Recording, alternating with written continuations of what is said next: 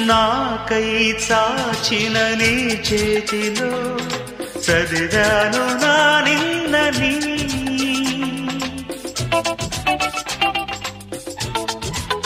ఓ నాకై చాచిన నీ చేతిలో చదివాను నా నిన్నని. నాతో సాగిన నీ అడుగులో చూశాను మన రేపుని. పంచేందుకే ఒకరు లేని బతుకెంత బరువు అని. ఏ తోడుకి నోచుకోని నడకెంత అలుపో అని.